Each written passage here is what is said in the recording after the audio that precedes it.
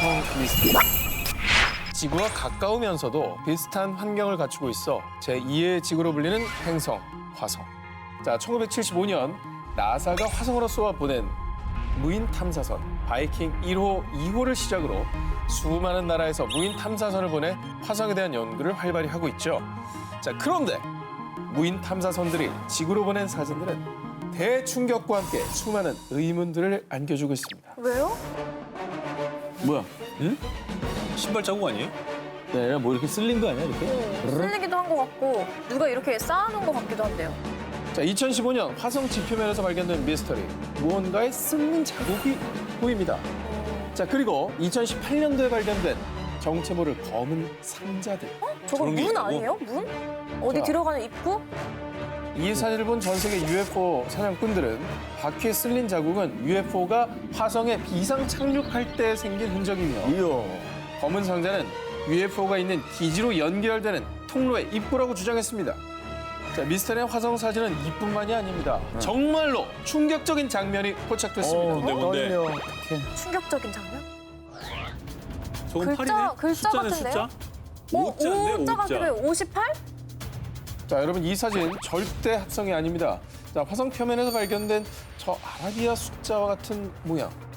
자, 과거에도 놀라운 발견들이 있었는데요. 2004년 화성 대기에서 측정된 메탄가스. 메탄은 지구의 미생물들이 내뿜는 가스입니다. 따라서 화성에도 생명체가 존재할 가능성이 있다라는 의미로도 해석이 되는 거죠. 그리고 화성에서 물이 흘렀던 흔적도 발견됐다고 그런 얘기 있었잖아요. 맞아. 진짜로 뭔가 생명체가 살고 있는 거 아니에요? 자, 여러분은 어떻게 생각하십니까? 자, 화성에서 발견된 의문의 사진들은 정말로 외계 생명체 흔적인 걸까요? 그곳에선 과연 미스터리 스폿 19 8위 공개해주세요. 미 해군도 인정한 그것? 2018년 3월 미국에서 공개된 충격 영상. 저거 계속 움직이는 저거예요? 사라졌어. 미국을 비롯해 전 세계를 충격에 빠뜨린 이 영상은요. 2015년 미국 동부 해안에서 훈련 중이던 미 해군 전투기 슈퍼 호넷이 미확인 물체를 발견해 추적하는 모습입니다. 그런데 말입니다. 정말 놀랍게도 미 해군에서 미확인 물체가 발견한 건 이때가 처음이 아니었다는데요. 지난 5월 미국 유명 일간지에서 해군 조종사가 설명하는 정체불명의 물체라며 설명할 수 없는 공중 현상에 대해 전격 보도했습니다. 해군 전투기 조종사들의 증언에 따르면 2014년 여름부터 2015년 3월까지 대서양 연안 상공에서 훈련을 하던 중 미확인 물체를 거의 매일같이 목격했다는데요. 그뿐만 아니라 심지어는 수상한 비행 물체와 해군 전투기가 충돌할 뻔한 일까지 있었다고 합니다. 야, 그냥 본 게 아니고 충돌할 뻔했다고요? 그럼 실제로 존재를 한다는 거잖아요. 저 실존하다는 얘기죠. 당시 조종사들은 이 미확인 물체를 목격하고 미 정부에서 비밀리에 운행하는 고성능 드론이 아닐까 추측했다는데요. 하지만 드론이 아니었어요. 마치 탁구공처럼 자유자재로 방향을 바꾸더라고요. 드론이라고 하기엔 물체의 비행 속도나 특징들이 지금의 과학기술로는 설명 불가능했다는 거죠. 그래서 이 미확인 물체의 존재를 확인한 미 해군은 설명할 수 없는 공중 현상을 발견하는 즉시 상부에 보고하라는 지침까지 내렸다고 합니다. 진지하게 받아들였네. 그렇죠. 진짜 미스터리한데요? 그리고 지난 5월 미 해군 대변인은요. 최근에 확인되지 않은 비행 물체가 미국 영공에 진입했다는 다수의 보고가 있었습니다. 이런 침입은 절대 용납할 수 없습니다. 실체가 무엇이든 보안과 안전에 위험을 가할 수 있으니 철저히 조사하겠다는 공식 입장을 전했습니다. 대서양 상공에서 목격된 수상한 공중 현상. 혹시 지금도 그곳에 머무는 건 아닐까요? 그곳에선 과연 미스터리 스폿 19 7위를 공개. 영국 그림자 공장의 비밀. 1993년 그간 베일에 쌓여있던 영국 정부의 비밀 군사기지가 장장 50년 만에 세상에 공개됐습니다. 와우. 키더민스터 지역의 킹스포드 국립공원 깊숙이 숨겨져 있던 드레이크로 터널이 그것인데요. 이제는 영국에서 가장 큰 냉전 박물관으로 변모한 드레이크로 터널. 그런데 접근 금지가 풀리고 사람들이 이곳을 찾으면서 시작된 흉흉한 소문. 터널에서 죽은 사람의 영혼이 나타난대. 놀랍게도 유령을 목격했다는 사람들이 속출했는데요. 과연 이곳에서 무슨 일이 있었던 걸까요? 드레이크로 터널이 처음 만들어진 건 제2차 세계대전이 시작된 직후였습니다. 영국 정부는 독일군 몰래 군수용품을 제작하기 위해 일명 그림자 공장을 지었는데요. 야, 저렇게 터널에서 저렇게 제작을 하면 공중 뭐 정찰 이런 걸로는 아예 안 보일 것 같아. 그렇지. 그리고 전쟁이 끝난 뒤에도 영국 정부는 1961년에 터널 일부를 극비시설로 지정해 핵 벙커로 운영했다는데요. 허허. 그런데 갑자기 물건이 혼자 움직였어요. 누가 머리카락을 당겨서 뒤돌아봤는데 아무도 없었어요. 마치 유령의 장난 같은 기묘한 현상이 일어나는 겁니다. 그런데 정말 유령이 존재했던 걸까요? 진짜? 카메라에 포착된 이것!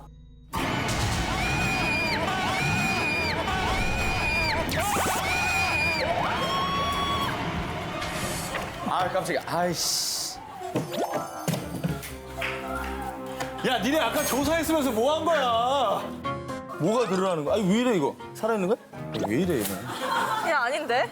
들으라는 건 뭐야? 이거 아니에요?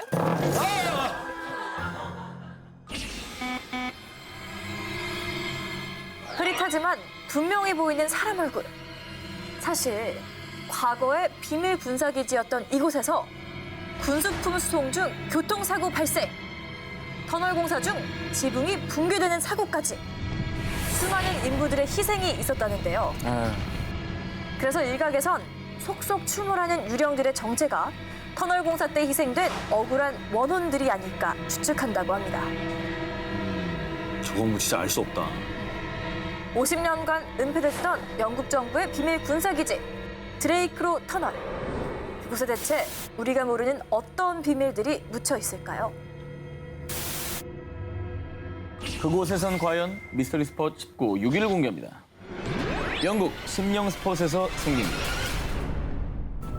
2016년 10월 31일 영국 리버풀 헬로윈을 맞아 심령 스폿 투어를 떠난 사람들. 그런데 며칠 뒤 단체 사진을 확인하던 투어 가이드 필 바로는 사진을 보고 화들짝 놀라고 맙니다. 그냥 평범한 뭐 단체 사진. 단체 사진 아니에요? 평범해 보입니까? 평범해 보이는데? 좀 더 자세히 보시기 바랍니다. 저기 사람! 어깨에 약간 사람 얼굴 같은 동그란 게 있는데? 당시 투어에 참여했던 사람은 29명. 그러니까 사진 속 사람은 제발 29명이어야 하지만 사진 속의 인원은 모두 30명이었습니다. 뭐야, 한 명 어디 갔어? 초대받지 않은 1위는 일행 한가운데 서 있는 바로 저 소녀입니다. 정체불명의 소녀가 찍힌 이 사진 속 배경은 영국에서도 손꼽히는 심령 스팟, 구 뉴샴파크 병원입니다. 1874년 이곳은 원래 보육원이었습니다. 그런데 풍문에 따르면 제1차 세계대전이 끝난 1918년 부모를 잃은 고아 약 1000여 명이 모여들면서 보육원 상황은 점점 더 열악해졌고요. 아이들에겐 가혹한 학대까지 이어졌다고 합니다. 그리고 안타깝게도 많은 아이들이 유명을 달렸다고 하는데요. 이후 폐쇄 조치가 된 보육원. 그 뒤 1954년 이 건물에 뉴샴파크 병원이 들어섰고 1988년 병원이 다른 지역으로 이전하면서 폐병원만 덩그러니 남아 병실과 시체 안치소 등이 그대로 방치됐습니다. 그런데 그때부터 분명 어린애들이 있었는데? 누군가 중얼대는 소리도 들려요. 인근에서 일하는 공사장 인부들 사이에서 어린아이들의 그림자와 정체 모를 소리를 들었다는 증언이 이어졌고 이후에 이 폐병원은 수많은 고스트헌터들의 호기심을 자극하는 심령 스팟으로 유명세를 떨치게 됐다고 합니다. 야, 뭐냐, 진짜. 그러니까 우리가 봤던 심령 사진 속의 소녀도 뭐 예전에 그곳에 있던 아이가 아닐지라는 추측을 해보는데요. 심령 사진 그리고 폐병원에 출몰하는 아이들은 도대체 누굴까요? 당신이 직접 그곳에서 확인해 보시렵니까? 그곳에선 과연 미스터리 스폿 19 5위 공개합니다.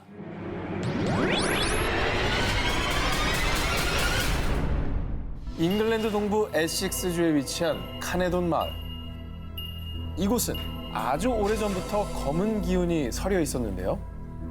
검은 기운이 왜? 아니면 날씨 좋구만. 놀러 가고 싶은데? 네, 너무 맑은데 왜 검은 기운이 있어요? 자, 그 이유는 이 카네돈 마을에서 벌어지는 초자연 현상 때문이었는데요. 방바닥에 있던 TV 리모컨이 느닷없이 방을 가로질러 날아가기도 하고요. 뭐야? 그리고 주변에 분명 아무도 없는데 갑자기 향수 냄새가 나기까지.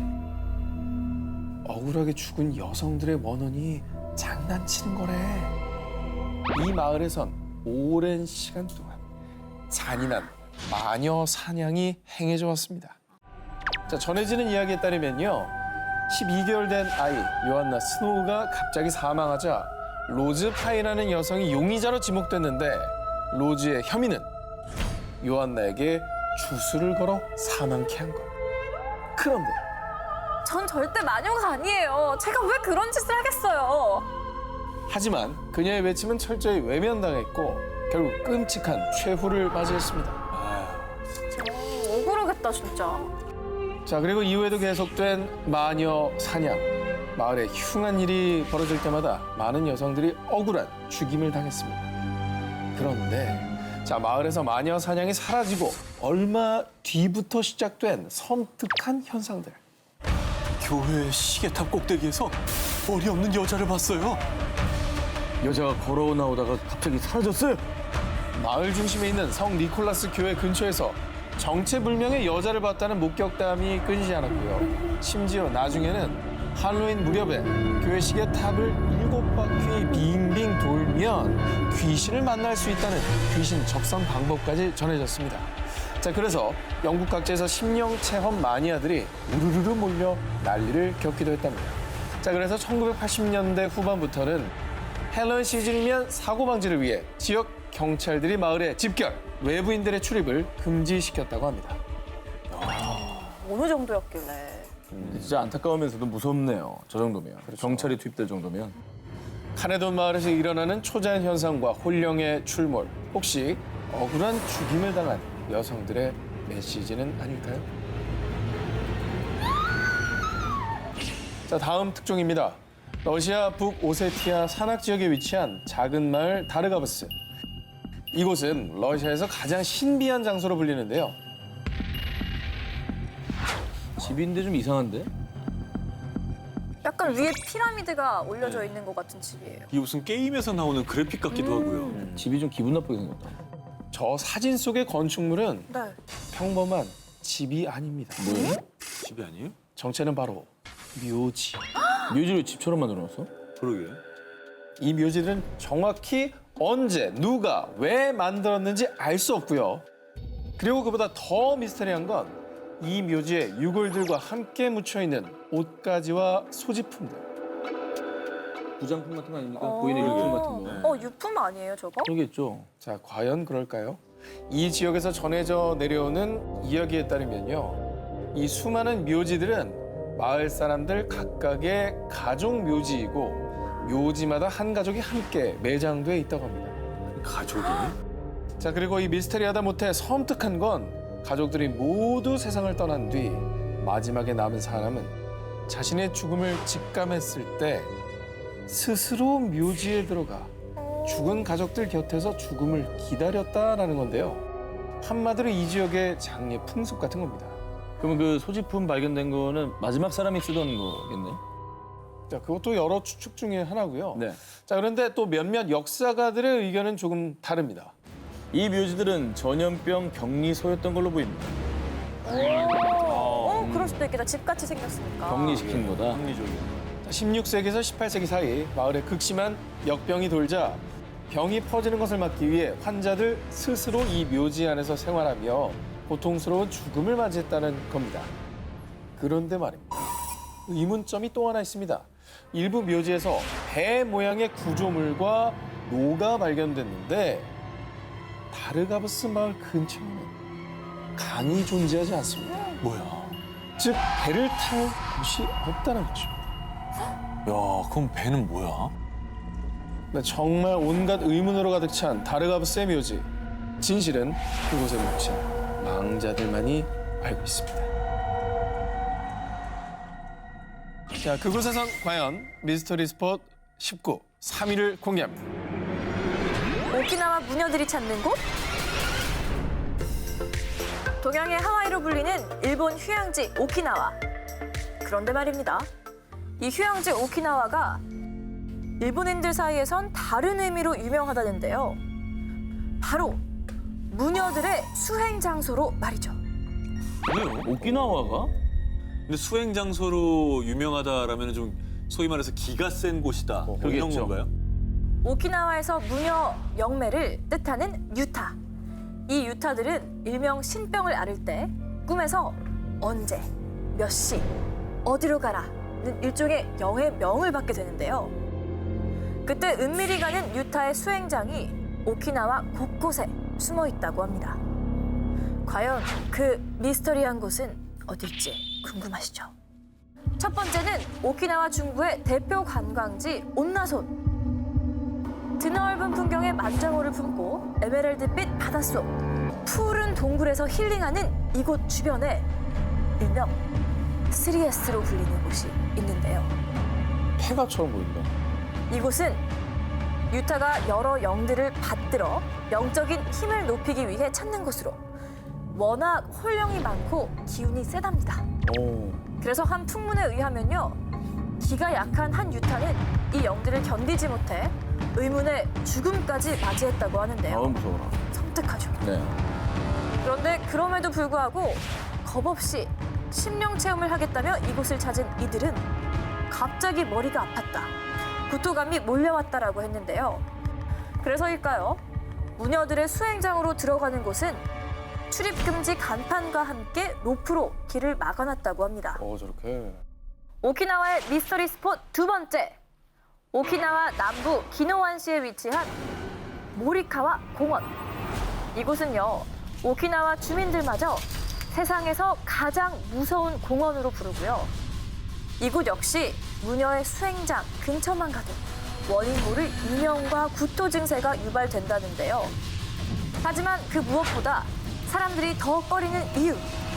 과거에 한 여인이 남자친구의 신체를 훼손한 뒤 살해한 사건이 일어났는데, 풍문에 따르면요, 그 여인은 내가 그런 게 아니다, 귀신이 그랬다며 횡설수설을 했고, 그 뒤부터 모리카와 공원에 가면 훌령을 씬다라는 흉흉한 소문이 더 퍼진 거라고 합니다. 2004년 10월 중국 광저우시 리완구. 약 2,000개 상점들이 모여있는 쇼핑의 성지 리완 광장에서 남성 A씨가 건물 5층에서 투신하는 사건이 발생했는데요. 나 저기 가봤는데. 아 진짜? 안 무서웠어요? 상점가예요? 이거 되게 번화한데요. 그런데 이게 도대체 몇 명째야? 몇 명째라니? 저 사람 처음 죽은 게 아니에요? 그래서 투신한 사람이 많은 거예요, 저기서? 오, 여러 소리였나? 명이 뛰어내렸나 봐요. 자, 그렇습니다. 2004년 10대 소녀 2명 동반 투신, 2005년 40대 남성 투신, 2008년 20대 남성 투신, 그리고 2016년까지 이 리완 광장에서 무려 10여 명이 극단적인 선택을 했다고 합니다. 자, 그런데 정말 미스테리한 것은 스스로 목숨을 끊은 사람들 대부분이 사망 직전에 그 어떤 징후도 보이지 않았다라는 건데요. 네? 뭐 유서도 없고 그냥 갑자기 뭐에 그냥 끌려 들어가듯이. 그렇습니다. 자, 그런데 2004년에 사망한 남성 A씨만이 정말 알 수 없는 말을 남겼는데요. 다른 이들처럼 즐겁게 쇼핑을 하다가 뭔가에 홀린 듯 갑자기 건물 5층에서 몸을 던진 그런데 내가 뛰어내린 게 아니야. 귀신이 민 거야. 귀신이 민 거야. 뭐야.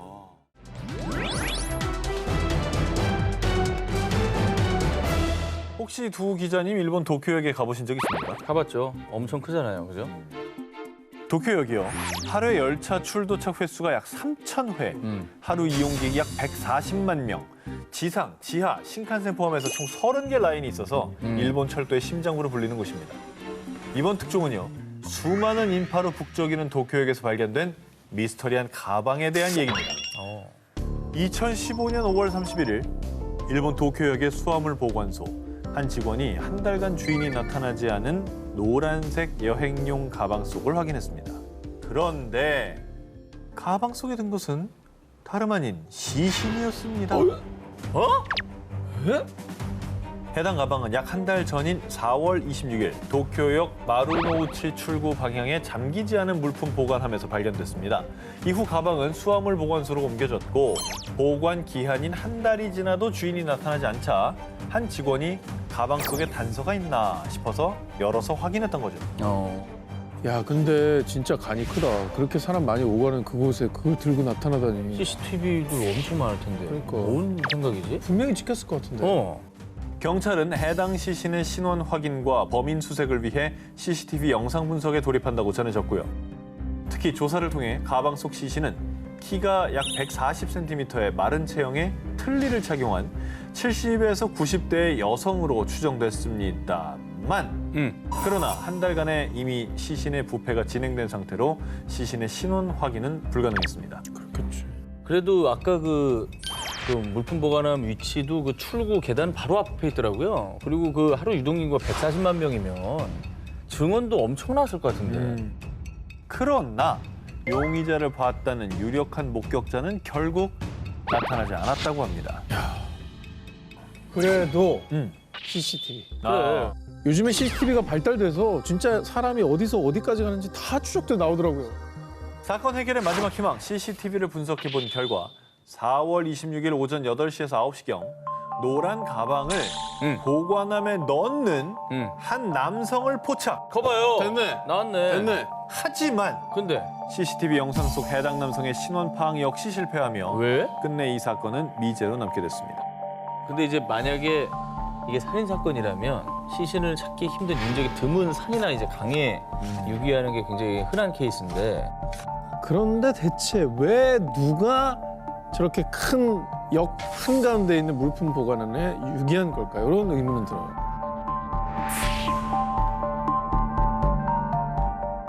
(2009년 2월 2일) 미국 뉴멕시코주 엘버커키의 사막 지역 웨스트메사에서 반려견과 함께 산책을 하던 한 여성. 그리고 그녀의 눈에 띈 무언가. 그것은 사람의 뼈, 백골이었습니다. 이 백골의 발견은 거대한 연쇄 살인 사건의 전모가 밝혀지는 시작에 불과했습니다. 해당 백골 발굴 작업 도중 무려 10구의 백골이 추가로 발견됐던 겁니다. 한 지역에서 그러면 저게 여기 나왔다는 거는 이제 11명의 시신이 같이 매장이 돼 있었다는 얘기네. 최소한이죠.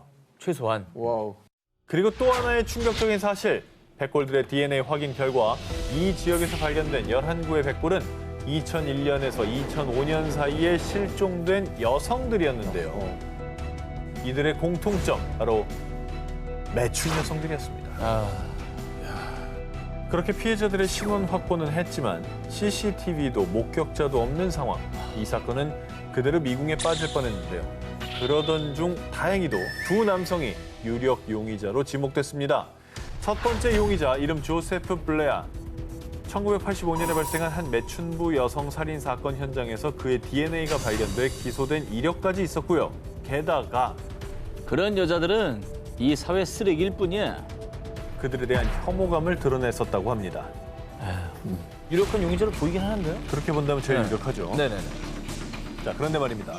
블레아가 웨스트메사 살인 사건의 범인이라는 결정적 증거가 발견되지 못했고요. 이후에 그는 용의선상에서 벗어나게 됐습니다. 이어서 두 번째 용의자, 이름 로렌조 몬토야. 그 역시 과거 매춘 여성들을 폭행한 혐의로 경찰에 체포된 적이 있어 유력 용의자로 지목됐었던 겁니다. 그러나 몬토야 역시 웨스트메사 살인 사건의 용의자로 기소되지는 못했습니다. 결정적 증거가 안 나왔나 봐요, 이 사람도. 그 이유는 백골들이 발견되기 3년 전인 2006년 용의자 몬토야는 한 여성을 폭행하다가 피해 여성의 남자친구가 쏜 총에 맞아 이미 사망한 뒤였는데요. 따라서 몬토야에 대한 추가 수사가 불가능해졌던 거죠. 결국 웨스트메사 살인 사건은 미스터리로 남고 말았는데요. 그리고 이 사건이 미제 사건으로 남아 더 안타까운 이유. 웨스트메사 인근에서 실종된 또 다른 여성 6명의 행방이 여전히 밝혀지지 않았기 때문입니다. 와. 꼬리에 꼬리를 무는 미스터리 19 14위 공개합니다. 배수로에 버려진 모모. 나이지리아 델타 아브라카 지역 한 주택 뒤편 배수로 아래에서 며칠 전부터 이상한 소리가 들려오기 시작했습니다. 이를 이상히 여겨 배수로 뚜껑을 열어본 집주인은 경악을 금치 못했습니다. 배수로에? 네네. 배수로에 뭐지? 자, 충격적이게도 배수로 안에는 흉기에 찔려 사경을 헤매는 한 소녀가 있었습니다. 이 소녀의 정체는 얼마 전 실종된 이 집의 딸 12살 블레싱 이네였습니다. 어? 이네는 5일 전 부모님 심부름을 하기 위해 외출했다가 실종. 이후에 가족들이 애타게 이네를 찾았지만 그 어디에서도 이네의 흔적은 찾을 수 없었고요. 목격자도 범행의 단서도 발견되지 않으며 사건은 미궁에 빠졌었는데요. 그런데 배수로 안에서 실종됐던 딸 이네가 발견된 겁니다. 발견 당시 이네는 다행히 살아있었지만요. 이네의 허리와 등에는 흉기에 찔린 상처가 가득했고요. 아이고. 심지어 이네를 살해하려고 작정한 듯 이네 목에는 깊은 자상까지 있었습니다. 아니 근데 어떻게 저 상태에 살았니? 정말 살아서 살았대. 다행이긴 한데 너무 끔찍하다. 그런데 말입니다. 사건을 조사할수록 커지는 의문점. 범인은 왜 발각될 가능성이 큰 이네의 집 배수로에 이네를 유기한 걸까요? 자, 의문점은 또 하나 있습니다. 이네 발견 당시 나체 상태였던 이네의 온몸은 흰 분필가루로 뒤덮여 있었던 겁니다. 에이? 그건 또 뭐예요? 흰 분필가루는. 이상하네. 사람들은 분필가루의 정체를 이 미신을 맹신하는 범인이 일종의 사이비 종교의식을 치른 게 아닐까 추측을 했는데요. 그런데 하나씩 사건의 실마리를 풀어가려던 그때 의식을 회복한 피해자 이내의 충격 증언. 어떤 남자들이 절 납치해 성폭행했어요. 범인은 남자 3명. 이내는 범인 중 1명으로 이웃 남성을 지목했습니다. 이웃 사람 이웃놈이 아유. 와. 아유. 합리적으로 보면은 피해자의 집에서 멀리 어떤 그런 그렇죠. 일을 하는 게 이제 우리가 이해하기 쉬운 방식인 거잖아요. 근데 뭐 어쨌거나 범인이 나왔으니까 일단 그 놈부터 잡아서 그 3명이 누구냐 밝혀라. 네 공범이 누구냐. 그렇죠. 하면 되지 않나요? 하지만 범인은 이미 도주한 상태였습니다. 경찰은 이 끔찍하고 기괴한 사건의 진상을 파헤치기 위해 도주한 범인을 추적 중에 있다고 합니다. 꼬리에 꼬리를 무는 미스터리 19 13위를 공개합니다.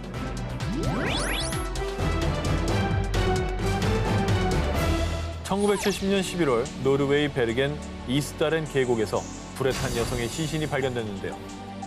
부검 결과 그녀의 사인은 일산화탄소 중독.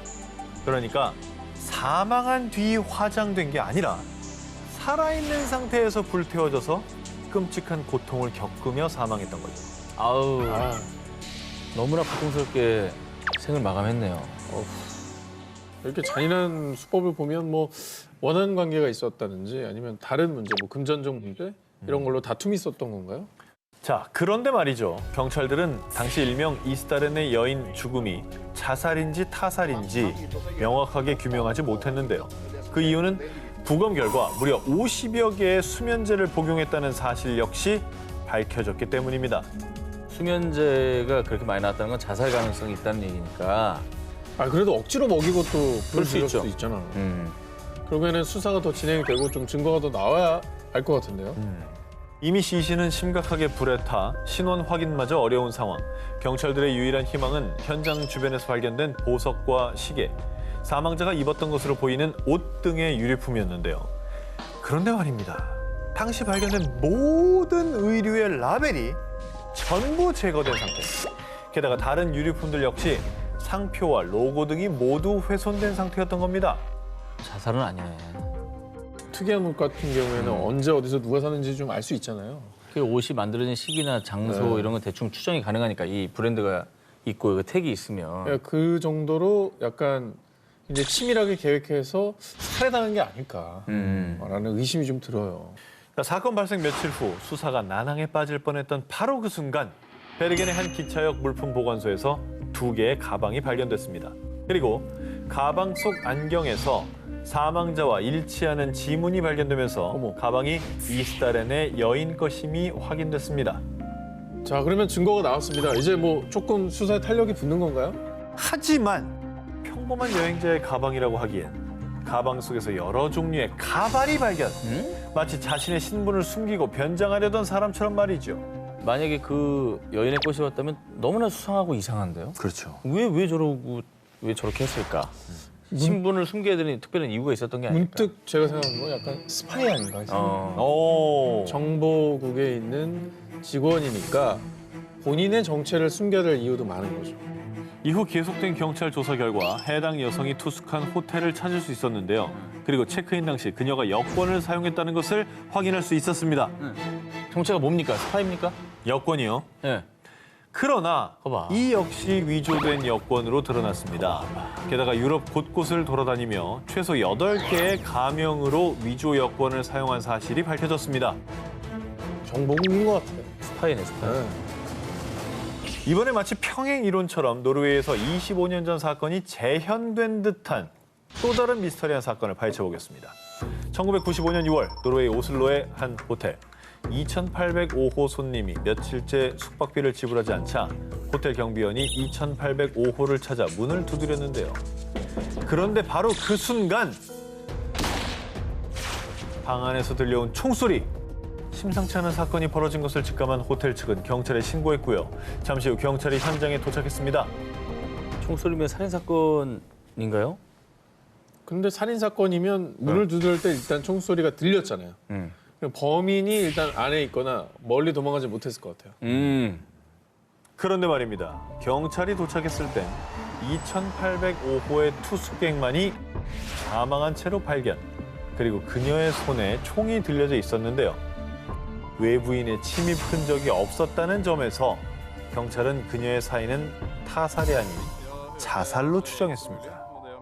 자, 정황상 자살로 보이긴 하지만 자꾸 합리적 의심, 그죠? 자살로 보이게 하려고 누군가가 작전을 짠 게 아닐까라는 그 의심이 자꾸 생기긴 하는데. 밀실 트릭이나 이런 거 쓸 수도 그렇죠. 있잖아. 자, 그런데 말입니다. 여러분, 제가 아까 이스타렌의 여인과 평행 이론이라고 말씀드렸죠. 지금부터 그 이유를 말씀드리겠습니다. 경찰은 사망자의 신원 파악을 위해 조사하던 중 충격적인 사실을 알게 되는데요. 마치 평행 이론처럼 2805호의 여인 역시 신분을 알 수 있을 만한 그 어떤 것도 발견되지 않았습니다. 그 이스타렌의 여인 말씀하셨는데 너무 그 케이스가 비슷한데요? 네. 근데 호텔에 체크인을 했으면 일단 뭐 서명이랄지 이런 거라도 개인정보 조금 남아 있을 것 같거든요. 필적. 그렇죠. 체크인 당시 사용했던 제니퍼 페어게이트라는 이름은 가명. 그리고 사후 부검과 조사를 통해 그녀가 기록한 나이와 주소, 회사명까지 그 어느 것 하나 맞는 것이 없다는 사실이 드러났는데요. 그리고 수상한 점은 이뿐만이 아니었습니다. 만약 정말 그녀가 총으로 자살했다면 손에 발사은이 남거나 피가 묻어야 하지만 당시 사건 현장은 천장까지 피가 튈 만큼 처참했음에도 불구하고 그녀의 손은 이상하리만큼 아주 깨끗했단 겁니다. 자, 이 기묘하리만큼 비슷한 두 여인의 미스터리한 사망 사건. 이 정체불명의 두 여인에겐 도대체 무슨 일이 있었던 걸까요? 토필드 정화조 변사체 사건. 1977년 4월 13일 캐나다 알버타주 토필드의 조용한 시골 마을에서 정화조 청소를 하던 노부부. 청소 도중 우연히 정화조 속을 들여다본 아내의 눈에 띈 것은 노란 시트로 감싸져 있는 시신이었습니다. 그런데 말입니다. 여태까지 봤던 시신들 중 가장 잔인하고 끔찍한 상태였습니다. 피해자 몸에서 발염장치로 불태워진 흔적을 발견. 심지어 주요 부위까지 잔인하게 훼손돼 있었고요. 직접적인 사인은 총상으로 추정됐습니다. 그렇게까지 뭐 고통을 줬다는 거는 역시 또 원한에 의한 살인이 아닐까 뭐 이렇게 보이는데. 그러게. 그렇습니다. 이후에 경찰들은 시신의 신원 확인에 집중. 하지만 시신이 너무 부패해서인지 1976년에서 77년 사이에 사망한 20대 중반에서 30대 초반의 백인 남성으로 추정할 뿐 정확한 신원을 확인할 수는 없었는데요. 그래도 다행히 당시 시신의 치아에서 치과 치료의 흔적을 발견. 경찰은 그의 치과 기록을 바탕으로 알버타주 내 약 800개의 치과의 수사 협조를 의뢰했습니다. 만 그의 치과 기록과 일치하는 기록은 찾을 수 없었습니다. 이후 정화조에서 발견된 시신은 신혼 유상의 남성을 지칭하는 샘, 일명 정화조의 샘으로 불리게 됐고요. 그 무엇도 밝혀내지 못한 채 한 무연고 묘지에 매장되고 말았습니다. 아, 정말 안타깝네요. 신원이라도 좀 밝혀졌어야 되는데. 그리고 정화조의 샘이 발견된 지 2년 뒤. 제가 샘의 얼굴을 복원해 보겠습니다. 자, 그런데 말이죠. 복원된 샘의 얼굴은 기존에 추정했던 백인 남성이 아닌 아프리카 원주민의 모습이었습니다. 뭐야? 그럼 수사 자체가 첫 단추가 잘못 끼워진 거 아닙니까? 그런 거죠. 과연 그는 어떤 이유로 잔혹한 모습으로 정화조에 유기됐던 걸까요? 꼬리에 꼬리를 무는 미스터리 19 3위를 공개합니다. 아무도 모르게 그녀가 죽었다. 2002년 10월 27일 아르헨티나의 수도 부에노스아이레스. 이날 카라스코사 카를로스는 처제 부부의 집에서 축구 경기를 본 뒤 오후 6시 50분경 외부인의 출입이 제한된 상류층들의 클럽하우스 카르멜 컨트리 클럽에 위치한 자택으로 돌아갔는데요. 자, 여러분, 카를로스가 집으로 간 시간 언제라고요? 오후 6시 50분? 정확합니다. 6시 50분을 기억해 주시기 바랍니다. 그런데 그의 눈에 들어온 충격적인 광경. 그의 아내 마리아가 2층 화장실 욕조에서 피를 흘린 채 고꾸라져 있었던 겁니다. 되게 출입이 통제된 무슨 고급 아파트 단지 뭐 이런 식으로 얘기하지 않았어요? 그러면 누구 강도가 들어가기 힘든 곳일 것 같기도 하고. 정말 안타깝게도 그녀는 끝내 사망. 다음 날은 10월 28일 남편 카를로스와 마리아의 형제들은 마리아의 장례식을 치르게 되는데요. 자, 그런데 말입니다. 누나가 운동화를 신고 있었는데 어떻게 욕실에서 미끄러질 수가 있죠?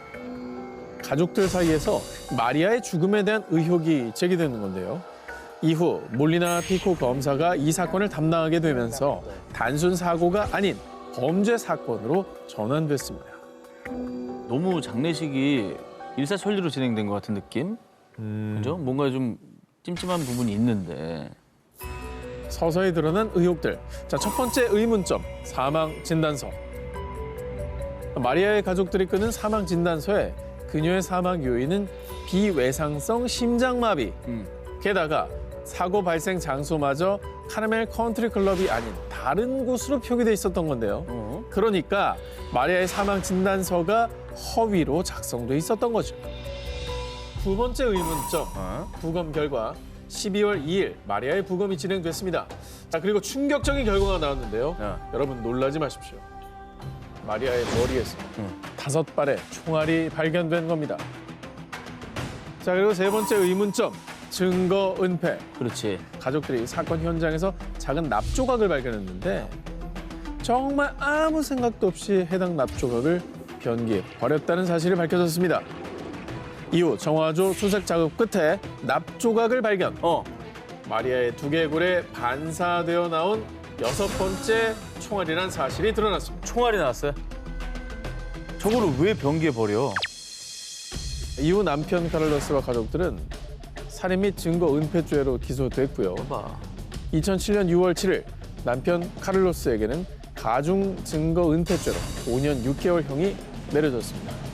그러면 살인은 인정되지 않은 거네요? 그리고 가족들은 그럼 대체 왜 저 증거를 다 숨기려 했냐는 겁니다. 2016년 카를로스가 증거 은폐죄에 대해 항소하면서 마리아 사건에 대한 재수사가 이루어졌는데요. 이때 당시 심폐소생술 과정에서 마리아에게 갈비뼈 골절이 발생했는데 골절된 갈비뼈에 피가 없었기 때문에 그녀는 1시간 전인 오후 6시 30분에 이미 사망했다는 부검의의 주장이 받아들여졌습니다. 녹색남매는 어디서 왔을까? 이번에 들려드릴 이야기는 13세기 영국의 역사학자 윌리엄 어브 뉴버그의 저서에 기록된 내용입니다. 몸이 완전히 녹색이고 알 수 없는 재료의 옷을 입은 소년과 소녀가 늑대 구덩이에서 나타났습니다.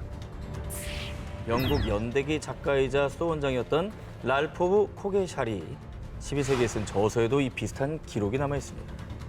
한 명이면 신뢰도가 좀 떨어져요. 그렇죠. 근데 같은 시기에 2명 있었다. 이거는 뭔가 있다라는 거예요.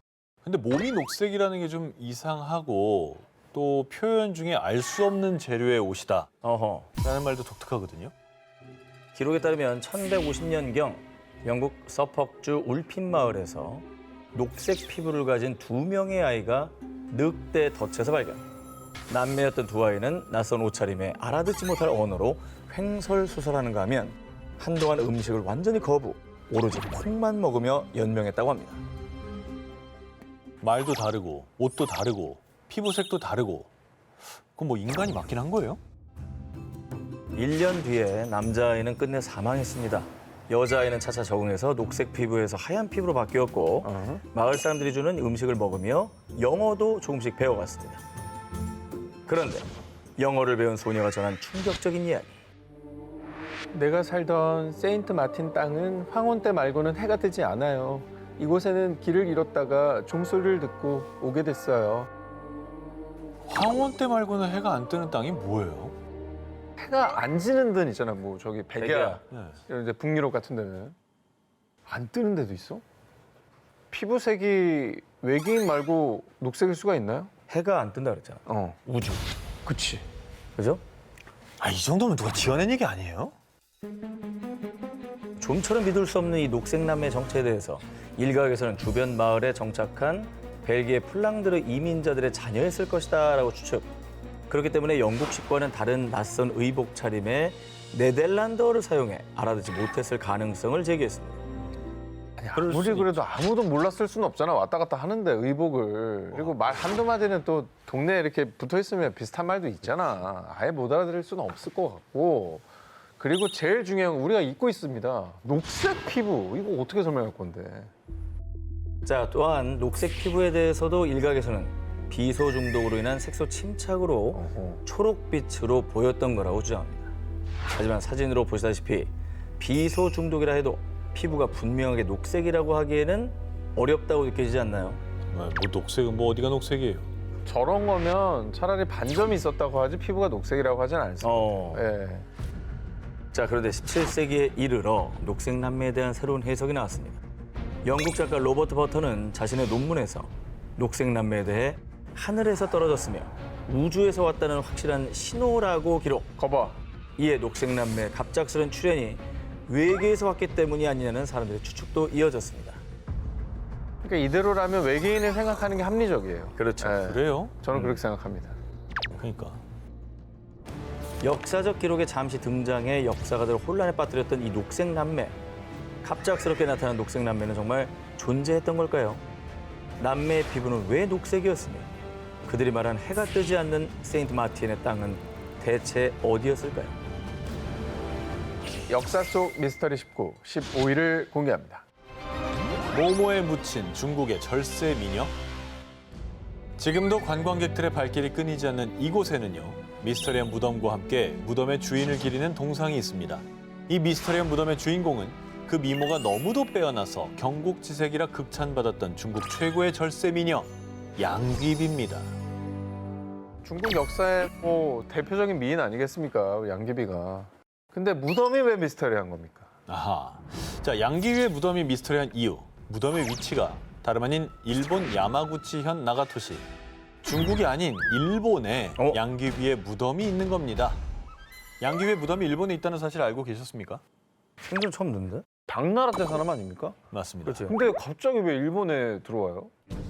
중국 역사가 기록하는 양귀비의 죽음은 이렇습니다. 양귀비에 빠져 정사를 멀리했던 당의 황제 현종. 이로 인해 안사의 난이 일어나자 현종은 양귀비를 데리고 피난길에 나섰는데요. 하지만 피난 도중 성난 군사들의 협박에 못 이겨 양귀비에게 자결을 명한 현종. 결국 756년 양귀비는 안타까운 죽음을 맞이했다고 합니다. 그런데 한간에 전해지는 이야기에 따르면요, 양귀비가 자결을 앞둔 순간 아름다운 양귀비를 차마 죽게 할 수가 없었지. 그래서 옆에 있던 궁녀에게 양귀비의 옷을 입혀서 대신 죽게 했다는 게야. 그렇게 가까스로 목숨을 구한 양귀비는 배를 타고 일본 야마구치현 나가토시까지 피신, 이후 후손까지 남기며 오래 살다가 끝내 일본에 묻혔다는 겁니다. 게다가 이러한 주장에 더욱 힘을 싣는 건 양귀비 시신의 행방이 미스터리하다는 건데요. 그녀가 생을 마감했다고 알려진 중국 마웨이포에 양귀비 묘가 실제하지만 양귀비의 시신을 찾지 못해 옷가지, 장식품 등을 묻은 의관총이라는 소문이 세간에 떠돌았는데요. 정말 그녀의 시신이 발견되지 않은 거라면 일본에 조성된 양귀비의 묘가 진짜 그녀의 묘일 확률도 있는 거 아닐까요? 진실은 영원히 알 수가 없는 거예요. 그렇죠. 저 무덤을 파보지 않는 한. 그리고 또 하나, 1970년대 일본 최고의 스타였던 야마구치 모모의 충격 주장. 저는 양귀비의 후예입니다. 중국 양씨의 뿌리를 갖고 태어났습니다. 그녀의 인터뷰는 학계에 파장을 일으켰습니다. 심지어 중국 내 설문조사 결과 야마구치 모모에가 양귀비의 후손이라고 믿는 중국인들이 무려 23.9%에 달했습니다. 근데 이게 무슨 시신이 있어야 뭐 대조를 해서 DNA를 뭐 찾거나 그럴 텐데 뭐 가능하겠어요 이게? 진실은 영원히 뭐 미궁 속이죠. 그녀의 마지막 생의 진실은 무엇이었을까요? 그리고 중국과 일본 양국에 존재하는 그녀의 무덤 중 진짜 양귀비가 잠든 곳은 어딜까요? 1번 역사가 외면한 모모. 1976년 일본에서 출간된 히미코 도레 수수께끼. 하지만 이 책은 출간 직후 강제 회수 조치, 일본 사학계를 발칵 뒤집었습니다. 무슨 내용이길래? 히미코가 누구죠? 이 책의 주인공인 히미코는 2, 3세기경 일본 최초의 고대 국가인 야마타이국을 세운 여왕입니다. 자, 그런데 일본 최초의 여왕인 히미코는 정작 자국인 일본에서 외면받았을 뿐만 아니라 일본 역사서인 일본 서기에서도 이 히미코라는 이름 한 줄도 찾아볼 수 없습니다. 혹시 뭐 여자라는 이유로 역사에서 지우거나 뭐 그런 건가요? 자, 일본 역사서의 속일본기에는 일본의 여왕 코겐 덴노가 등장합니다. 굳이 히미코를 여자이기 때문에 지울 필요는 없었다라는 게 이제 역으로 증명이 되는 거죠. 자, 그런데 말입니다. 이상하게도 일본 역사서에는 히미코가 등장하지 않지만 중국의 역사서, 삼국지 위지 외인전의 기록, 외국에 난이 있어 서로 공격하고 정벌하여 오랫동안 서로 싸웠다. 이내 함께한 여자를 왕으로 세우니 이름을 히미코라고 한다. 자, 그리고 우리 역사서인 삼국사기 신라본기의 기록. 173년 여름 5월에 외의 여왕 히미코가 사신을 파견해 예물을 보냈다. 자, 우리나라와 중국의 역사에서는 분명 일본 외의 여왕 히미코의 존재가 기록되어 있습니다. 심지어 사신까지 파견했다. 실존 인물이네. 그러네. 엄연히 기록이 있는데 이걸 무시하고 있다는 게 왜 무시하지? 이게 참 미스터리 아닙니까? 히미코의 존재가 미스터리한 이유에 대해 일부 국내 역사학자들은요. 히미코는 가야국의 공주로 수로왕의 딸일 가능성이 높습니다. 그 근거는 규슈 지역에서 가야의 문화 또 유물이 다수 발견되며 가야의 공주가 일본 최초의 여왕이 되었다라고 하는 겁니다. 하지만 자신들이 한때 가야를 지배했다는 임나 일본 부서를 주장하는 일본인들이 그 사실을 숨기기 위해서 일본 역사에서 히미코의 존재를 지운 것이라고 추측했는데요. 그러니까 역사학계에서 자신들이 정사라고 미는 어떠한 학설에 반대되는 증거들을 배제하는 거죠. 이건 아니야. 뭔가 잘못 써 있는 걸 거야. 이러는. 맞아요. 그거 하고 있는 거예요. 타국의 역사서에는 존재하지만 정작 자국 역사서에선 사라진 일본 최초의 여왕 히미코. 그녀의 진짜 정체는 무엇일까요? 미스터리 파란 눈의 의열단. 1919년 약산 김원봉의 주도로 결성된 항일 비밀 결사 단체 의열단. 그런데 조선의 독립을 열망했던 의열단원 중 헝가리인 마자르란 인물이 있다는 걸 아십니까? 세상에. 의열단에 헝가리인이 있었다고요? 네. 아니 항일 투쟁에 왜 헝가리인이 들어오죠? 우리에겐 다소 생소하지만요. 만약 마자르 그가 없었다면 우리나라 독립운동의 역사가 바뀌었을지도 모릅니다. 무장 독립운동을 지향했던 의열단에게 가장 중요한 투쟁의 수단은 폭탄이었습니다. 하지만 불발탄이 너무 많아. 제대로 된 폭탄을 만들 수 있다면 좋을 텐데. 그런데 이때 의열단 앞에 나타난 폭탄 제조 전문가 바로 마자르였습니다. 내 기술이 조선의 혁명운동에 도움이 된다면 기꺼이 동참하겠어. 마자르는 암살용, 파괴용, 방화용 등 각종 고성능 폭탄을 제조. 그리고 서양인이었던 마자르는 비교적 일제의 감시를 피하는 데 유리했기에 폭탄을 운반하는 위험한 역할까지 맡으며 의열단의 의거에 큰 공을 세웠습니다. 하긴 의열단 일이 없다고 생각했을 거 아니야. 그쵸. 너무 생김새가 다르니까. 네. 근데 이제 의문이 드는 건 뭐 우리나라 사람도 아니고 도움을 줬다라는 게 이게 굉장히 그 정체가 그분의 정체가 뭔지가 궁금해요. 알려진 바에 따르면 마자르는 원래 타국에서 독립운동가 이태준과 인연을 맺었고요. 자신의 폭탄 제조 기술을 바탕으로 의열단에 도움을 주기로 약속했었다는데요. 그런데 마자르가 의열단에 합류하기도 전에 이태준이 사망. 그럼에도 불구하고 마자르는 수소문 끝에 의열단과 접선해 조선의 독립을 위해 맹활약했습니다. 와. 죽음까지 감수했던 그의 선택. 그 이후로는 세상을 떠난 친구와의 약속 혹은 조국 헝가리와 유사했던 식민지 조선을 안타깝게 여겨서요. 의열단의 항일 투쟁을 응원했던 게 아닐까 추측만 할 뿐 여전히 의문으로 남아있는데요. 뿐만 아니라 사실 마자르라는 그의 이름조차 가명으로 추정. 아, 사진 한 장조차 남아있지 않아서 그 후에 그의 행적이나 신상 또한 여전히 베일에 가려져 있습니다. 자기 이름도 속여가면서 자기랑 관계도 없는 나라의 독립을 위해서 목숨을 걸고 싸웠다는 게 믿기지가 않네요. 그러니까 그게 네. 너무 감사한데도 지금 이제 기록이나 자료가 없어서 그러니까. 그걸 어떻게 찾을 수가 없다는 게 너무 아쉽네요. 조선을 위해 목숨 걸었던 파란 눈의 폭탄 제조 전문가 마자르. 당신은 대체 누굽니까? 역사 속 미스터리 19, 7위 공개합니다. 한복 입은 남자는 누구인가?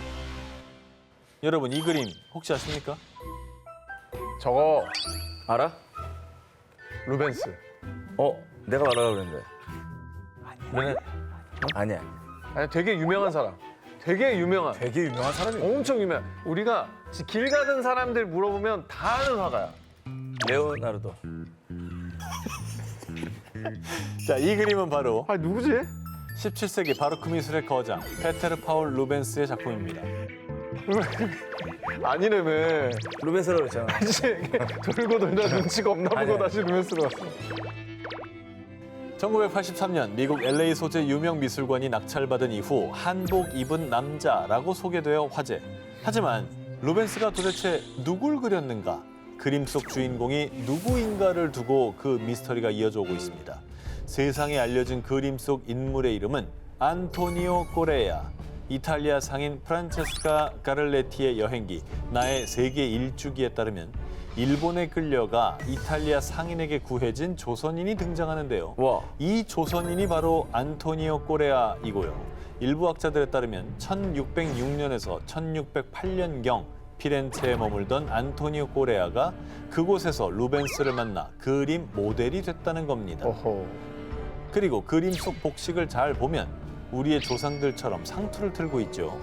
옷 역시 조선시대의 천릭과 유사합니다. 그래서 많은 학자들이 안토니오 꼬레아는 조선인이다라고 주장했습니다. 조선시대 의복이 그대로 다 들어가 있네요. 네. 그 시절은 사실 유럽에 조선의 복식을 한 조선 사람들이 몇 명이나 있었을까요? 그런데 한 네덜란드 교수에 따르면 루벤스의 재단화 프란시스코 하비에르의 기적과 익명의 작가가 그린 중국인 이풍의 초상화 두 그림 속에 등장하는 중국 상인 이풍이 진짜 주인공이라고 주장. 안토니오 꼬레아가 아닐 가능성이 대두됐는데요. 하지만 루벤스의 그림 속 인물을 두고 동인도 회사 출신의 조선인, 조선의 양반, 제2의 조선인일 가능성 여전히 다양한 추측을 제기하고 있습니다. 아니 근데 뭐 다양한 추측들이 있는데 정체는 무엇이었을까가 너무 궁금하네요. 그러니까. 예. 이 옆에서는 써놓지 누구라고. 예. 조선인이 만약에 맞다면은 어떤 경로로 간 걸까도 굉장히 그러니까요. 궁금하긴 해요. 그러니까요. 저 정도면 관직이 좀 있는 사람일 텐데. 그림 속에서 우리를 쳐다보고 있는 남자, 그리고 그 남자를 그렸을 루벤스. 그 남자가 누구인지는 루벤스와 그림 속 인물만 알고 있을 겁니다. 역사 속 미스터리 19 6위를 공개합니다. 선화공주는 모모가 아니다. 백제서동이 절세 미녀로 알려진 신화의 선화공주를 사모해 아이들에게 일부러 부르게 했던 노래 서동요. 선화 공주님은 남몰래 사귀어 맞둥 도련님을 밤에 몰래 안고 갔다. 서동은 백제 무왕의 어릴 때 이름입니다. 백제 서동과 신라의 선화공주의 국경을 초월한 러브스토리는 서동설화로 전해지며 지금도 많은 이들에게 감동을 선사하고 있는데요. 그런데 선화공주가 사실은 실존 인물이 아니라는 주장이 있습니다. 아니 근데 실제로 결혼을 해서 왕비가 됐잖아. 삼국유사에서 소개하고 있는 서동설화에는 백제 왕비가 된 선화공주가 무왕에게 간청해 미륵사를 세웠다고 서술돼 있죠. 실제로 미륵사가 존재하기 때문에 선화공주 또한 실제 인물이었을 거라고 추측을 했는데요. 그런데 2009년 선화공주가 실존 인물이 아니라는 의혹을 증폭시키는 증거가 발견됩니다. 미륵사지 서석탑 해체 복원 과정에서 639년 무왕의 왕후이자 좌평 사택적덕의 딸이 지은 절이라고 각자된 사리봉안기가 발견된 것이죠. 그러니까 미륵사를 세운 사람이 우리가 알고 있던 신라의 선화공주가 아닌 백제 토착 귀족이었던 좌평 사택적덕의 딸이라는 내용이었습니다. 그러면 이 존재 자체를 허구라고 단정을 해야 되는 건지 아니면 뭐 왕비가 여럿이 있었다든지 이런 여러 가지 생각을 할 수 있다는 거죠. 게다가 선화공주에 대한 기록이 삼국유사에는 남아있지만 정사로 통하는 삼국사기엔 전무합니다. 그것도 좀 이상하지 않나요? 그렇죠. 실제 선화공주는 신라 왕의 딸이 아니라 그보다 신분이 낮은 신라 귀족 또는 익산 지역 호족의 딸일 가능성이 있으며 신분과 국적 세탁을 위해 설화의 극적 요소가 강조됐을 것이라는 주장이 제기되기도 했는데요. 저는 저 얘기들을 봤었어요. 그래서 신라의 지방 변방에 있는 귀족의 딸일 것이다. 왕이 아니라. 네네네. 근데 어쨌든 움직일 수 없는 증거들이 이렇게 나왔는데 우리가 알던 거랑 다르잖아요. 그러니까 이게 진실이 뭐냐는 걸 계속해서 우리 따질 수밖에 없다는 거죠. 그렇죠. 그런데 지난 2018년 익산 쌍릉의 대왕릉에서 무왕의 것으로 추정되는 유골과 함께 부장품으로 신라 토기가 발견. 바로 옆 소왕릉의 주인이 선화공주 아니냐며 그녀의 실존 여부가 또다시 주목을 받았습니다. 하지만 소왕릉은 도굴당한 상태라 명확한 단서를 찾지 못했고요. 여전히 선화공주의 존재는 수많은 논란과 쟁점을 남기며 미스테리로 남아있습니다. 근데 신라의 것이 나왔다고 해서 무조건 신라 사람이라고 하기도 좀 애매하고 저때 교류가 있었으니까 내가 즐겨 사용했던 것들을 같이 묻었을 수도 있고. 허구의 인물이라면 왜 저런 허구를 그래도 왕이 언급되는 스토리까지 만들 수 있다는 건 사실 왕이 용인하지 않는 한 있을 수 없는 일이거든요. 그렇죠. 이 무왕의 애틋한 사랑 이야기 속 선화공주. 과연 그녀는 누굴까요? 정말 누군가 만들어낸 상상 속 인물인 걸까요? 병자호란 직후의 조선시대, 나라가 큰 혼란에 빠졌을 때 민심이 더욱더 흉흉해지게 된 기이한 사건이 있었습니다. 그 얘기 들었어? 어젯밤에 옆집 돌쇠가 죽었다며? 아유 끔찍해라. 아니 대체 몇 명째 죽어나가는 거야. 사람들의 잇따른 죽음의 범인으로 지목된 이는 다름 아닌 귀신이었습니다. 의병장 조경남이 기록한 난중잠록에 따르면요. 인조 15년 7월 한양에 요귀의 변이 있어 밤마다 임가에 소리를 내며 출입하며 사람들이 가위에 눌려 죽는 일이 많았다. 회회 하는 소리를 낸다는 일명 회회 귀신이 출몰. 이는 난리에 죽은 원통한 귀신들로 주로 비 오는 밤에 나타나 사람들을 가위에 눌리게 죽인다는 소문이 돌았고요. 한양에 이어 삼남 지방까지 그 피해가 확산. 조선 각지에서 사람들을 죽이는 회외 귀신에 대한 공포가 급속도로 퍼져나갔습니다. 하교 중이던 남학생 타카야. 교문을 나서다 뒤를 돌아보니 창가에 아름다운 소녀가 서 있었습니다. 전학생인가? 처음 보는 얼굴이네. 근데 서 있는 게 좀 이상한데? 어? 소녀의 모습이 뭔가 이상하다는 사실을 깨달은 순간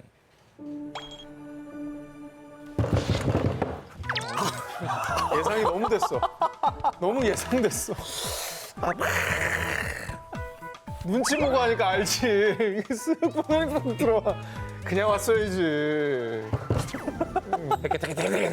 하반신 없이 팔꿈치로만 무려 100km의 속도로 타카야에게 돌진한 소녀. 뭐야. 아니 귀신. 그리고 그 후 타카야의 행방을 아는 사람은 그 누구도 없었습니다. 아니 테케테케테케 이게 무슨 소리예요? 그러니까 테케테케는 이제 그 쿵쿵쿵쿵 그 의성어. 그래요? 그 그거 일본 일본어 말이구나. 버전입니다. 이야기 속에 등장하는 귀신의 정체. 하반신 없이 팔꿈치로 테케테케테케 소리를 낸다 해서 일명 테케테케 귀신이라고 불립니다. 와, 저러고 100kg로 오른다고 생각해봐. 나한테 저건 다가오면 무섭지. 일본에선 이 테케테케를 두고 과거 홋카이도의 철도에서 사고를 당한 한 소녀의 원혼이라며 마치 실화처럼 전해져 내려오고 있습니다. 소문에 따르면 이 소녀는 사고로 하반신이 절단. 너무 큰 사고였기에 직원들은 소녀가 사망했을 것으로 생각했습니다.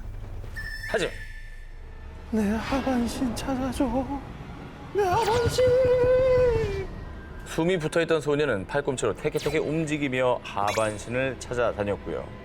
그렇게 원혼이 되어 지금까지도 사람들의 하반신을 노린다고 전해져 오고 있습니다.